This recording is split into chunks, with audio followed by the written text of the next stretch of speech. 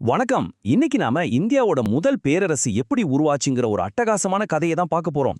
அதாவது பல ராஜ்யங்கள் ஒன்னோடு ஒன்னு மோதிக்கிட்ட ஒரு காலகட்டம். ஆமா, மகாஜனபதங்களோட கதையை தான் நம்ம தெரிஞ்சுக்க போறோம்.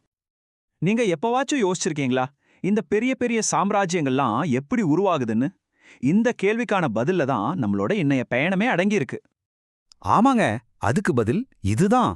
பெரும்பாலும் ராஜ்யங்களுக்குள்ள நடக்கிற பயங்கரமான மோதல்கள் இருந்து தான் பேரரசுகளே பிறக்குது. கிட்டத்தட்ட கிமு 6ஆம் நூற்றாண்டுல இந்தியாவும் அப்படிப்பட்ட ஒரு போர்க்களமா தான் இருந்துச்சு.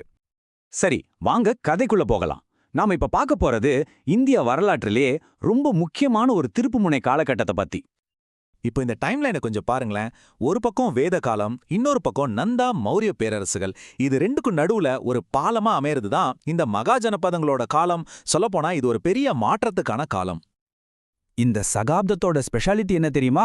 இது வெறும் அரசியல் மாற்றம் மட்டும் கிடையாது. பல 100 வருஷங்களுக்கு அப்புறமா சிந்து சமவெளி நாகரிகத்துக்கு பிறகு பெரிய பெரிய நகரங்கள்லாம் திரும்பவும் வர ஆரம்பிச்சது இந்த காலத்துல தான். அது மட்டும் இல்ல, பௌத்தம், சமணம் மாதிரியான புத்தம் புதிய சிந்தனைகளும் மலர்ந்தது. மொத்தத்துல இது ஒரு சமூக அறிவுச்சார் மறுமலர்ச்சியோட காலம்னே சொல்லலாம். இப்ப நாம மகா ஜனபதங்கள்னா உண்மையில என்ன, அது எப்படி சின்ன சின்ன பழங்குடி சமூகங்கள்ல இருந்து பவர்ஃபுல்லான அரசா மாறுச்சுன்னு பார்க்கலாமா? மகாஜனபதங்களை புரிஞ்சுக்கிறதுக்கு முன்னாடி நாம ஜனபதம்னா என்னன்னு தெரிஞ்சுக்கணும். சிம்பிளா சொன்னா மக்களோட காலடி தடம். அதாவது ஒரு பழங்குடி இனம் ஒரு இடத்துல தங்கி அந்த நிலத்தை தங்களுக்கு சொந்தமாக்கிக்கிட்டதோட அடையாளம் தான் அது. பெரிய ராஜ்யங்களுக்கான முதல் படி இதுதாங்க. இந்த ஜனபதங்கள்லாம் ஒன்னு சேர்ந்து இன்னும் பெரிதாகி மகா ஜனபதமா, அதாவது மாபெரும் ராஜ்யங்களா உருவாச்சு. அங்குத்தர நிகாயம் மாதிரியான பழங்கால பௌத்த நூல்கள்ல அப்போ 16 சக்தி வாய்ந்த ராஜ்யங்கள் இருந்ததா குறிப்புகள் இருக்கு.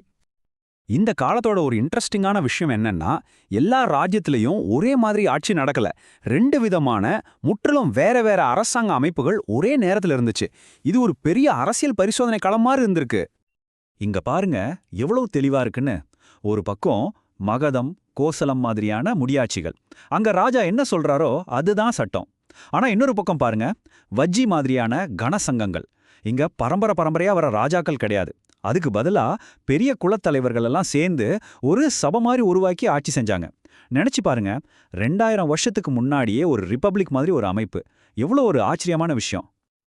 இந்த சிக்கலான அரசியல் சூழலை புரிஞ்சுக்க நாம இந்த காலத்தோட பன்முகத்தன்மையை காட்டுற 4 முக்கியமான ராஜ்யங்கள் மேல கவனம் செலுத்தலாம். இந்த 4 ராஜ்யங்களையும் பாருங்க, ஒவ்வொன்றும் ஒவ்வொரு விதத்துல பவர்ஃபுல்.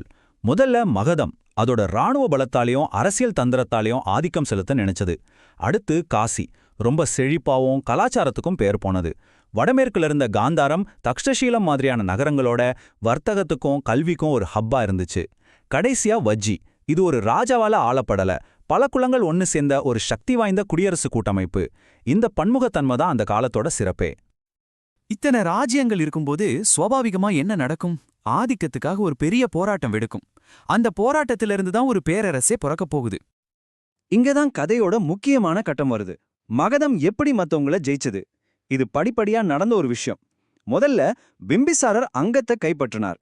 அதுக்கப்புறம் கல்யாண உறவுகள் மூலமாவும் போர்கள் மூலமாவும் காசி கோசலத்தை கண்ட்ரோலுக்கு கொண்டு வந்தாரு. அப்புறம் மேற்குல இருந்த அவந்திய தோற்கடிச்சாரு. கடைசியா ரொம்ப சக்தி வாய்ந்த வஜ்ஜி கூட்டமைப்பையும் வீழ்த்தி தன்னோட ஆதிக்கத்தை நிலைநாட்டினார். மகதத்தோட வெற்றி எவ்வளவு கொடூரமா இருந்துச்சுங்கிறத புராணங்கள்ல இருக்கிற இந்த ஒரு வரி ரொம்ப தெளிவா காட்டுது. இது அவங்களோட முழுமையான ஆதிக்கத்தோட ஒரு பிரகடனம். இப்போ நாம கிட்டத்தட்ட முடிவுக்கு வந்துட்டோம். இந்த மோதல்கள் நிறைஞ்ச காலம் இந்தியாவோட எதிர்காலத்துக்கு ஏன் இவ்வளவு முக்கியம்னு தெரிஞ்சுக்கலாமா? யோசிச்சு பாருங்க, இந்த சகாப்தம் 16 சுதந்திரமான ராஜ்யங்களோட ஆரம்பிச்சது. ஒவ்வொன்றுக்கும் தனி அடையாளம், தனி லட்சியம்னு ஒரு சிக்கலான கலவையா இருந்துச்சு. ஆனா சுவாரஸ்யமே இங்கதான் இருக்கு. இந்த போட்டியும் குழப்பமும் தான் பின்னாடி ஒரு மாபெரும் பேரரசை உருவாக்க தேவையான அரசியல் மற்றும் நிர்வாக அடித்தளத்தை அமைச்சு கொடுத்தது. சிதறல்ல இருந்து ஒருமைப்பாடு பிறந்திருக்கு. சுருக்கமா சொல்லணும்னா, இந்த மகாஜனபதங்களோட காலம் ஏன் முக்கியம்? ஏன்னா இது மௌரிய பேரரசுக்கு அடித்தளம் போட்டது. புது புது தத்துவங்கள் உருவாக காரணமா இருந்துச்சு.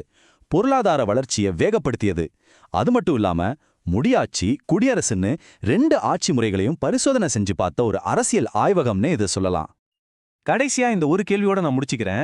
பல ராஜ்யங்கள் வீழ்ச்சி அடையும் போது அதோட சாம்பல்ல இருந்து என்ன உருவாகும்?